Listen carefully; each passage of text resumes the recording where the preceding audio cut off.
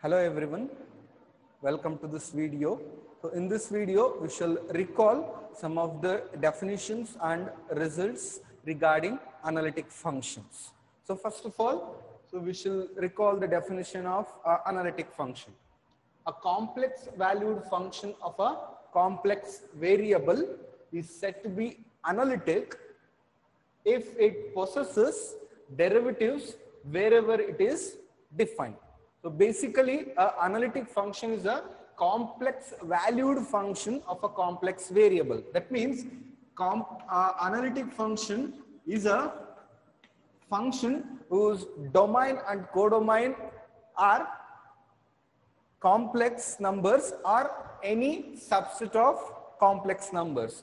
And such a function is said to be analytic if it possesses derivatives wherever it is defined. That means for which points it is defined, at all those points it has to be differentiable. So a complex valued function of a complex variable is said to be an analytic function if it possesses derivatives wherever it is defined. So best example is, so if I consider f of z is equal to z. So the identity function. So we can define this for all the complex numbers. So we can define this for all the complex numbers. And so what is the derivative? So differentiation of z with respect to z is 1. So for all the complex numbers, I can define f of z, and for all the complex numbers, once again, f dash of z exists. And in fact, for all z, f dash of z is 1. So you can observe here, so the identity function, f of z is equal to z defined on the set of all complex numbers, is a complex valued function of a complex variable, and wherever it is defined. So this is the domain. So it is defined for all the complex numbers, and further for all the complex numbers, the derivative also exists. So such a function is called analytic function. So some other notions are there. So with respect to analytic function, a function f of z is said to be analytic at a point. At a point if f of z is analytic in a neighborhood of a. So if you want to say that some function f of z is analytic at some point a, so that function has to be analytic in some neighborhood of a, So as we are in the complex numbers or complex number system, so that is we are in the two-dimensional plane. So in the two-dimensional plane, neighborhoods are nothing but open discs, which are nothing but the interior part of a circle. So any neighborhood of a point is nothing but the area inside the circle centered at A. So if you want to say that any function f of z is analytic at some point A, so it has to be, that same function has to be analytic on some neighborhood around A, right? So this is the notion of analyticity at a point. Next we come to analyticity of a function on an arbitrary set. So it could be any subset A of the domain. So it could be open, it could be closed, or it could be neither open nor closed. So any kind of set. So a function f of z is said to be analytic on an open set, on an arbitrary set A if it is analytic on an open set containing A. So suppose f is a function, so in the domain of the function, say A is a subset of the domain. So we have to, if we want to say that f is analytic on this arbitrary set A, if f is analytic on some open set containing A. So if you want to say that function f is analytic on some arbitrary set A, if F is analytic on some open set containing that set. So if it has to be analytic on some open set U containing A, then we can say F is analytic on the arbitrary set A. So these are the basic notions of a analytic function. We shall see some necessary and sufficient conditions for a function to be analytic. So first, a necessary condition for a function to be analytic. It means it is a condition which has to be satisfied by any analytic function, right? So the statement is, or the necessary condition is, let f of z equals u of z plus iv of z be an analytic function defined on an open subset U of C. Then the real and imaginary parts, that is U of z and V of z of f of z, satisfy Cauchy-Riemann equations, right? So this is a necessary condition for a function to be analytic. That means it is a condition which has to be satisfied by every analytic function.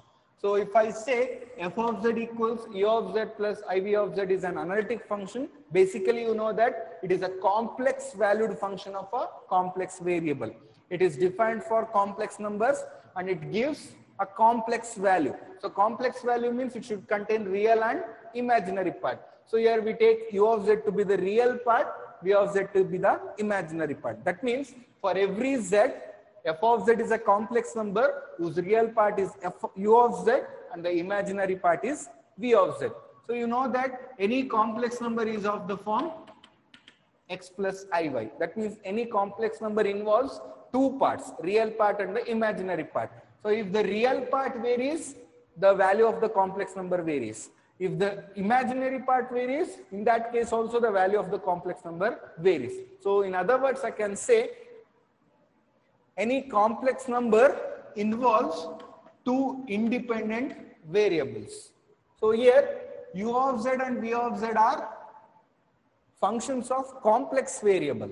Functions of complex variable. That means u and v are functions of x and y. That means u and v contain two independent variables. So whenever a function has more than one independent variable, obviously we can talk about their partial derivatives. So as u and v have two independent variables x and y, we can talk about their partial derivatives with respect to x and y.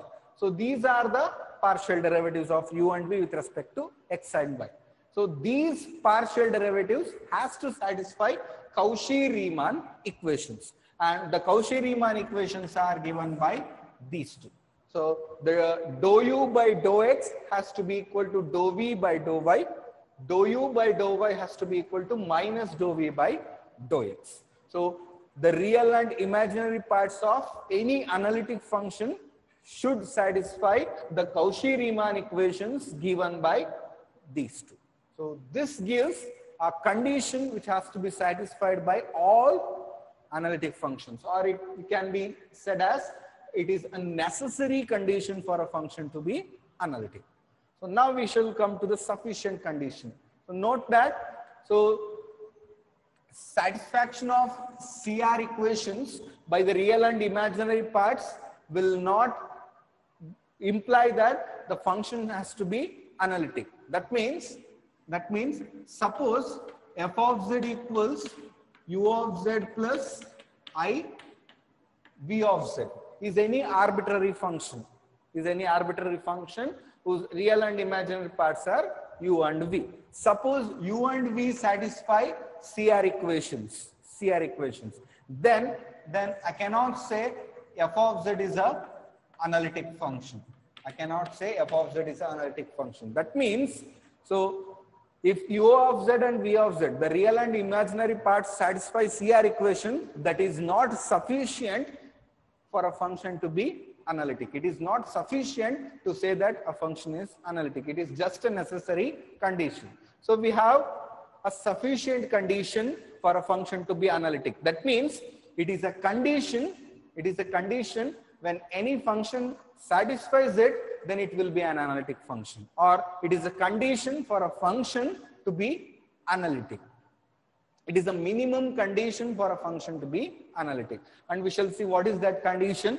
So we shall start with a function f of z equals u of z plus iv of z, which is a complex valued function of a complex variable. You know that it is the first necessary point for a function to be analytic. So f of z has to be a complex valued function of a complex variable. So now, if the real and imaginary parts u of z and v of z have continuous first order partial derivatives and satisfy CR equations, then f of z will be analytic. So as I told you, so if real and imaginary parts satisfy CR equations, it is not sufficient to say the function is analytic. So along with this condition, you need one more condition. What is it? So the real and imaginary parts should have continuous first order partial derivatives. That means the partial derivatives of u and v, that is dou u by dou y, dou u by dou x, dou v by dou x, and dou v by dou y. So these are the first order partial derivatives of u and v. So these have to be continuous. So these derivatives, these functions has to be continuous. So along with this, so they have to satisfy CR equations.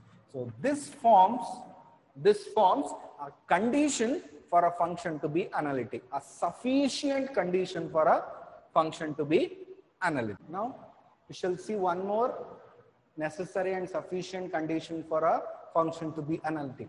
So here the given condition is both necessary and sufficient.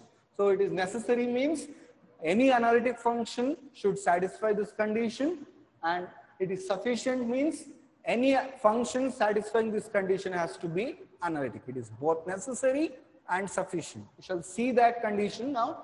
A necessary and sufficient condition for a complex valued function of a complex variable given by f of z equals u of z plus iv of z is that the real and imaginary parts of f of z are harmonic, that is harmonic functions, and one is the harmonic conjugate of the other. So this condition, this gives you a necessary and sufficient. So this condition is necessary means, so if I assume f of z equals u of z plus iv of z is analytic, then the real and imaginary parts, that is u of z and v of z, has to be harmonic functions, and one has to be the harmonic conjugate of the other. That means so u and v should satisfy CR equations. Dou u by dou x equals dou v by dou y, and dou u by dou y equals minus dou v by dou x. Any two harmonic functions satisfying CR equations will imply that one is the harmonic conjugate of the other. So if f of z is analytic function, then the real and imaginary parts are harmonic, and moreover one is the harmonic conjugate of the other. So it is a necessary condition. And now suppose if f of z is any function such that u of z and v of z satisfy harmonic property, that is they are harmonic functions and one is the harmonic conjugate of the other, then the corresponding function has to be analytic. So this condition frames a necessary and sufficient condition for a analytic. Any analytic function should satisfy this condition, and in turn any arbitrary function satisfying this condition will be analytic. So this result gives you a necessary and sufficient condition for a analytic function. So now we shall see one more observation about an analytic function.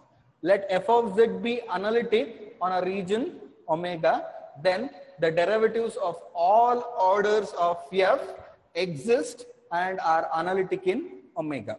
So this means, so if at all a function f of z is analytic in some region omega, then the derivatives of all orders of f exist. That means, so f dash of z exists, f double dash of z exists, like this. That is, first order derivative of f exists, second order derivative of f exists, third order, fourth order, fifth order, like this.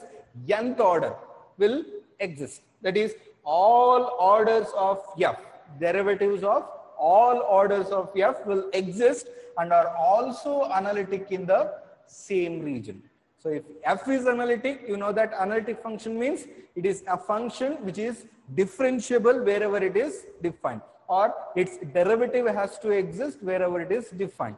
And if at all is analytic, then it will be differentiable any number of times. So derivatives of all orders exist means what? So you can differentiate any number of times. You can differentiate 5 times, you can differentiate 10 times. When you differentiate 10 times, you will get the 10th order derivative. If you differentiate 100 times, you finally will get the 100th derivative, 100th order derivative. Like this, you can differentiate it any number of times. You can differentiate an analytic function any number of times, and the derivatives what you will get, all those will be once again analytic functions. So it is one of the powerful results about the analytic function.